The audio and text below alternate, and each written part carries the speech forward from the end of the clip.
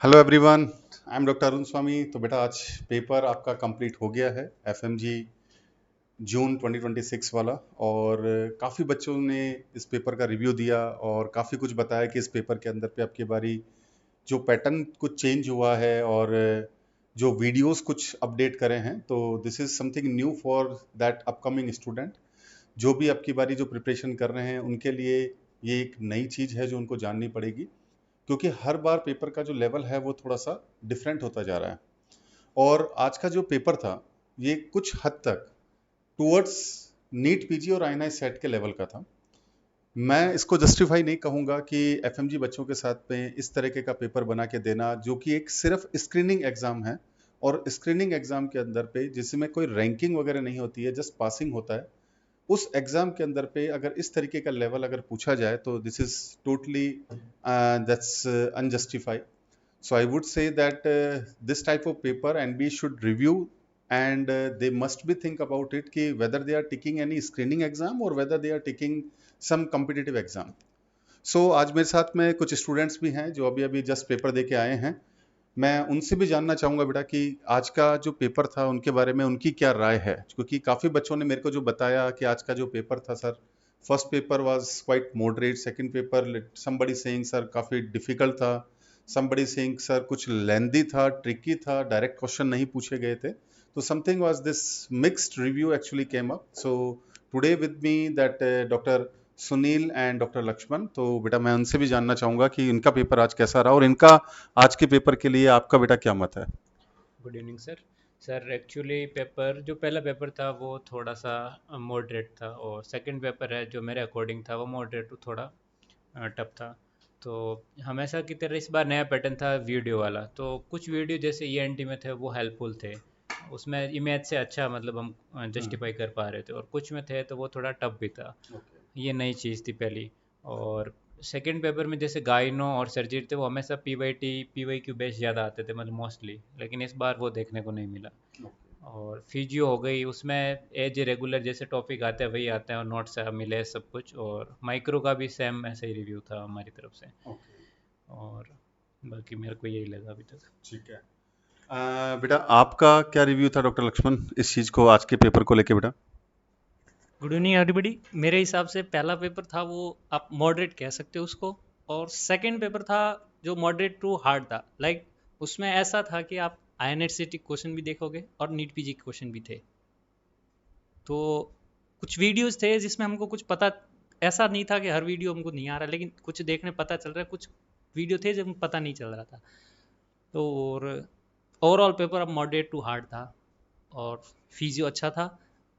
Micro में ऐसा था, पिछली बार जैसे स्लाइड थी, इस बार माइक्रो में उन्होंने क्वेश्चन में ही बता रखा था कि आपको ये बजवर्ड है, उस हिसाब से क्वेश्चन आंसर आइए। और जैसे हमने तो गाइनो में ये पढ़ा है कि आप डोज मतलब ट्रीटमेंट क्या देना है, लेकिन इस बार उन्होंने डोज पूछ लिया। पिछली बार एक ही जैसे लेबिटालॉल दे दिया सबका, अब पीछे डोज बताना उनका, अब डोज हर चीज़, तो अभी लेवल उनका बढ़ गया थोड़ा। और बेटा कोई नई ऐसी चीज जो आपकी बारी बच्चों ने मेरे को बताया कि सर हर बार तो वो इमेज दिया करते थे, लेकिन सर अब की बारी इमेज के साथ साथ में उन्होंने कुछ वीडियोस भी डाले। जैसे कि एक वीडियो जो था बच्चों ने कहा कि सर, कुछ बच्चे कह रहे थे कि सर वो कोरिया का था, कुछ कहा कि एथेटोसिस था, समथिंग लाइक दिस। कुछ वीडियोज भी थे। और जैसे एक एफएमटी का क्वेश्चन था, उसमें हमको पता है कि ये मोटाइल स्पर्म है, लेकिन टाइमिंग नहीं पता कि कितना है, उसमें टाइमिंग पूछ लिया उन्होंने, वीडियो देख के बताओ। और एक उसका एनिस्थीसिया को क्वेश्चन था, अब उसमें 29 सेकंड का टोटल वीडियो था, तो बच्चे को स्टार्टिंग से एंड 29 तक सेकंड पूरा देखना पड़ेगा। अगर फोटो होती तो शायद 1 या 2 सेकंड में आंसर मल्लम पट्टी का वो लगा सकता था, लेकिन वीडियो में उन्होंने एक लास्ट तक पूरा वो मुंह खोलता है, तब पता चलता है कौन सी ग्रेडिंग है, धीरे धीरे खोलता, तो 29 सेकंड वहाँ जाता है उस बच्चे का। तो ऐसे कुछ क्वेश्चन थे। पिछली बार जैसा लेंथी नहीं था, लेकिन सोचने वाला था, हार्ड था। तो ये एक बड़ा बहुत अच्छी चीज़ आपने बताई कि 29 सेकंड का जो वीडियो था, और उस 29 सेकंड के वीडियो को पहले आपको प्ले करना पड़ेगा और उसके बाद में देखना पड़ेगा। और बेसिकली अगर देखा जाए तो एक क्वेश्चन के लिए आपके पास में सिर्फ 60 सेकंड होते हैं। अगर 29 सेकंड आपका एक वीडियो देखने के अंदर जाता है और उसके साथ साथ प्लस माइनस 5 to 7 सेकंड आपके और वेस्ट होते हैं वीडियो को स्टार्ट करके उसको थोड़ा समझने में, उसको जानने में, and then you have to be answer.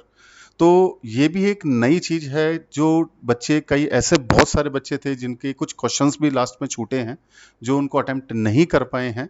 तो मैं उन सब के लिए भी कहूंगा कि बेटा, आपको पढ़ाई के साथ साथ में एक्चुअल में टाइम मैनेजमेंट भी सीखना पड़ेगा, और पढ़ाई का जो तरीका है उस तरीके के अंदर पे जो पहले सिर्फ रट के चल जाया करते थे और अपन उन चीजों को कर दिया करते थे, तो वो जो चीज है वो शायद इन पेपर को देखते हुए अब वो चीज आपके लिए कम सूटेबल होगी। जब तक आप कोर सब्जेक्ट्स को, बेसिक सब्जेक्ट्स को जब तक आप समझेंगे नहीं, तो आप उसको इंटीग्रेट शायद नहीं कर पाएंगे। ऐसा काफी बच्चों ने मेरे को बताया। Yes doctor Sunil. Yes sir, ये बात सही है। और इस बार हिस्टोलॉजी बेस्ड भी काफ़ी स्लाइड थी, जैसे कि वो हर बार आती है, लेकिन इस बार वीडियो और हिस्टोलॉजी ये ज़्यादा दिखने को मिली थी।